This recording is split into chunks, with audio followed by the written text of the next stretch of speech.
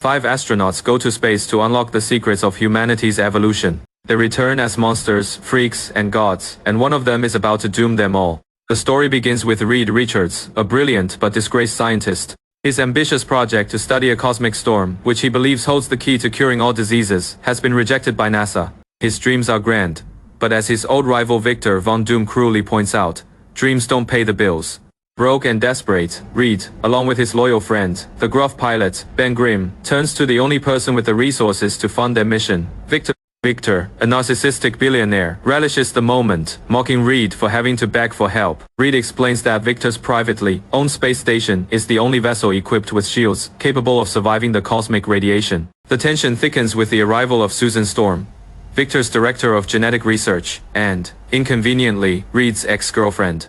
The reunion is awkward, filled with unspoken history and palpable chemistry that doesn't escape Victor's notice. Sensing an opportunity for profit and power, Victor agrees to fund the mission but demands a staggering 75% of all profits and patents. He even twists the knife, reminding Reed that this deal might just be enough to save his foreclosed Baxter building. With no other choice, Reed accepts the devil's bargain. As they prepare, Victor adds another condition. The pilot will be his own man, Sue's reckless younger brother, Johnny Storm. Ben is furious. Johnny is a hotshot who was kicked out of NASA for crashing a flight simulator with 2 models. But Reed, ever the persuader, convinces his old friend to join as co-pilot, marking the 5th time he has talked Ben into doing something he swore he wouldn't. A team of 5 Reed, Sue, Ben, Johnny, and Victor launch into the stars, their fates unknowingly intertwined. Aboard the station, the old dynamics play out. Johnny mocks Ben, Reed and Sue share a moment of quiet reflection, and Victor prepares for his own agenda. While Ben performs a spacewalk to place biological samples, Victor corners Sue. He reveals a diamond ring, preparing to propose, viewing the marriage as another acquisition. But before Sue can respond, a klaxon blares through the station. Reed's calculations were wrong. The cosmic storm is accelerating. It is not hours away, it is minutes. Reed desperately pleads to abort the mission, but Victor, blinded by arrogance and greed, refuses. With Ben still outside, he orders Johnny to close the station's protective shields. Chaos erupts. The swirling, fiery cloud of cosmic energy engulfs the station. Ben is caught directly in the radiation, his suit offering no protection. He is battered by the storm, his body absorbing the full, unfiltered blast. Inside, the shields fail. Victor is hit by a shot of shrapnel and a surge of energy. Sue, Johnny, and Reed are all bathed in the strange, otherworldly rays before the station is violently thrown back towards Earth. They wake up in quarantine at one of Victor's medical facilities. Everyone seems fine, but something is wrong. When Ben demands a mirror, the true horror is revealed. His body has been monstrously transformed. He is now a hulking figure of orange rock. He smashes the room in a fit of rage and despair, his old life shattered.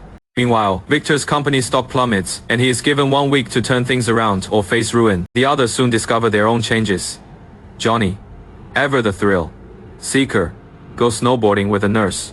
As he flirts, her hand on his forehead reveals he is running a dangerously high fever, but he feels better than ever. During their race down the mountain, Johnny's body spontaneously ignites. He has become a man on fire. Back at the facility, Sue argues with Reed about their failed relationship. Her frustration and anger cause her to turn invisible, much to their shared shock. Reed realizes the cosmic cloud has fundamentally altered their DNA. The team finds Ben's room empty, a giant hole smashed through the wall.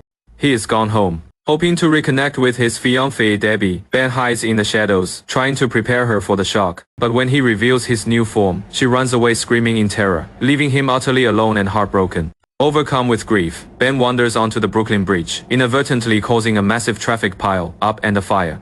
The rest of the team rushes to the scene. The situation is dire, with a fire truck teetering on the edge of the bridge. For the first time, they must use their powers together. Sue, overcoming her fear, creates an invisible force field to contain an explosion. Reed stretches his body to impossible lengths, catching a falling firefighter, and Johnny, shouting, "Flame on!"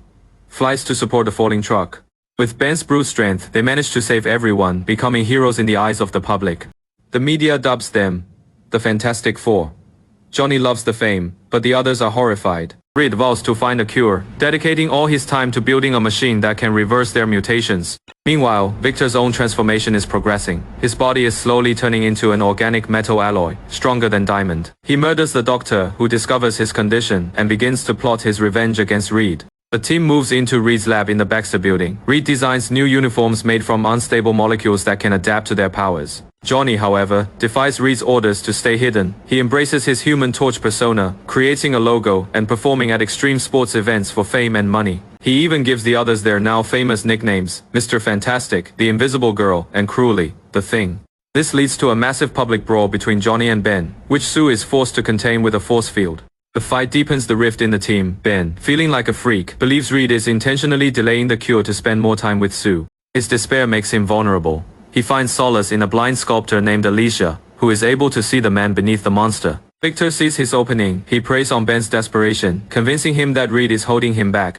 He claims Reed's machine is ready, but that Reed lacks the power to run it, a lie Ben is all too willing to believe. While Reed and Sue share a romantic moment, rekindling their love, Ben storms out after a heated argument with Reed, walking right into Victor's trap. Victor offers Ben a chance to be human again, using his own vast power grid to fuel Reed's machine. Ben steps into the chamber. The machine activates, bombarding him with cosmic rays. It works. He emerges, fully human once more. But it was all a ruse. As Ben celebrates, Victor reveals his true form. His metallic body has fully developed, and he has used the machine to absorb more power, becoming exponentially stronger. He incapacitates the now powerless Ben and declares himself Doom. His first target is Reed. Doom captures him, taking him to his office and torturing him with a supercooling agent, exploiting Rubber's weakness to cold. He then unleashes a heat-seeking missile to eliminate Johnny. Johnny engages in a high-speed aerial chase through the city, narrowly evading the missile by flying through a tunnel and causing it to strike a garbage barge. Meanwhile, the now human Ben, consumed by guilt, decides he cannot stand by. He returns to the lab and re-enters the machine, sacrificing his humanity to become the Thing once more. He bursts into Doom's office, just as Doom is about to kill Reed, screaming his new catchphrase. It is clobberin' time. The battle spills onto the streets of New York. Doom is immensely powerful, easily handling the Thing, Reed, and Sue. The four heroes are outmatched individually. Realizing they can only win together, Reed devises a plan. He instructs Johnny to fly into the sky and go supernova, generating a vortex of intense heat. Sue contains the fiery vortex with her force field, focusing the immense energy directly onto Doom. Doom's metallic body glows white-hot. As he boasts that it is not enough, Ben smashes a fire hydrant, and Reed directs the torrent of cold water onto him. The rapid cooling causes thermal shock, freezing Doom solid, turning him into a living statue. They have won. The team celebrates on a yacht, finally accepting their new reality. Ben, now comfortable in his rocky skin, has found love with Alicia. Reed, no longer hesitating, takes out an engagement ring, a simple metal gasket from the space station, and proposes to Sue. As they kiss, she accidentally turns invisible, a humorous reminder of their new lives. Johnny flies overhead, creating their signature, Four in the sky. They are no longer just a team, they are a family, the Fantastic Four.